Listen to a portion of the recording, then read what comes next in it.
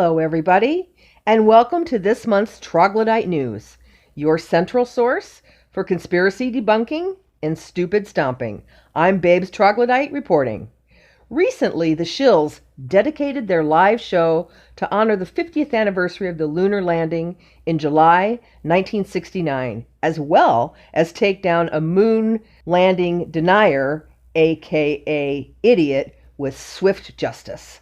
Logical Troglodyte took a turn to cerebral with 2 parts of a 3-part series peeking inside the minds of conspiracy theorists. His dissection of the concept of collective narcissism is well worth a look, and do stay tuned for part 3, coming soon. This month, we give a shout out to 2 new content creators, Glober Mom and Stonehard Bread. These new channels are intriguing, and I encourage you to subscribe and give them a hearty troglodyte leg up. Thank you. Tonight's main story. Meet Ritchie from Boston, who has some interesting, and by that I mean whack job theories about the moon. Hey, what's up, YouTube? It's Ritchie from Boston. It's the 16th. It's April. It's 2019, and you are looking at footage that I took of the moon coming up over the Atlantic Ocean. Now, if you followed my channel, you've probably seen this video and you understand why this means so much to me. I took this footage on November 24th, 2018. I was standing on the beach. I had to get to the ocean with my Nikon P1000 and videotape the moon coming up for whatever reason. It's just one of those inside urges you have to go do. Ritchie, your inside urges don't belong at the beach. Keep them inside, please. Now, I'm not necessarily a big fan of the cold weather. Well, on November 24th, on the Atlantic Ocean, on the beach, it was cold. But this is what I caught on video. And if you pay attention, you can notice that these dark spots, these objects, are in flux. They're fluid. They're moving.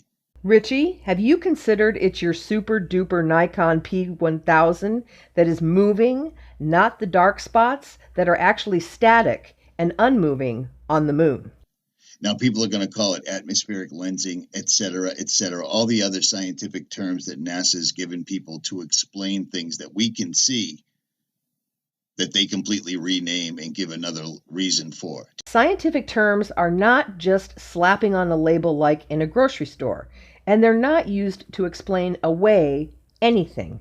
The reality is, there's years of scientific experiments, modeling, and mathematical equations that go into learning what we're actually seeing. They are not trying to deceive you, and they are trying to teach you. You would do well to have an open mind. And quite frankly, anybody can read their papers and recreate their experiments to prove it for themselves. You see what I'm saying? Pay attention to these spots, these dots. They're all moving. The outside edge of the moon is moving.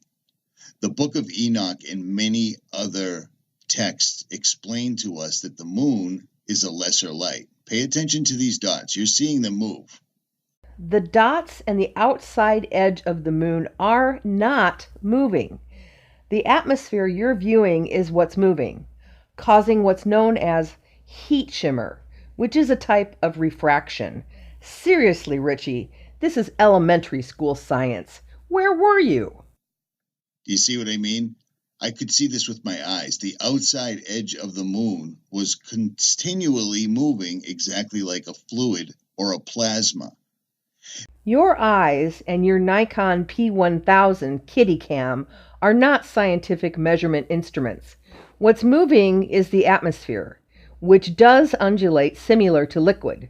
Science 101, dude. Please. Once the moon got to a certain height in the sky, it was no longer red. It turned white, and then it got exponentially colder outside. The moon gives off a cold light.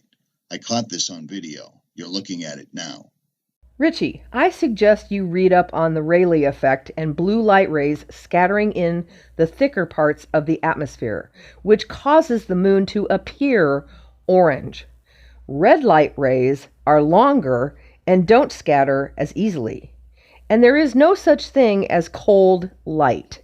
You just noticed the Earth was radiating more heat out into space, which causes the temperature to drop. NASA has led people to believe that the moon is a rock, that the moon is in charge of when the tide comes in or goes out. The only issue with that is when the moon comes up, it's exponentially larger. As it goes up in the sky, it gets smaller. NASA doesn't lead anyone to believe anything. Scientists simply try to find ways to understand what's going on and relay the information to you. The moon appearing larger is a well-known optical illusion that is easily proven. The moon is not changing size at all. Do your research, Ritchie. Like I said, ancient texts talk about this. The Book of Enoch and the Courses of the Heavenly Illuminaries, I'll leave links in the description, explains what Enoch was seeing. He saw 6 portals in which the sun rises and 6 portals in which the sun sets. Okay, dude, the 2100-year-old ancient text of Enoch is an account of a mystical vision described in poetic language. It's not scientific evidence. So we just threw out all modern scientific study and evidence in favor of a really out-of-print book. I know you like to use the Bible as evidence for your whack job ideas, but this book isn't even in the Bible. It's considered apocryphal, which means of doubtful origin. There's your research for you. And this goes on and on and on and on. I'm not going to read all this to you because there's another channel that does that for you. I'm not it. Do you see what I'm saying? But if there's portals, then it appears I witnessed it coming out of the portal that's at the edge of the Atlantic Ocean.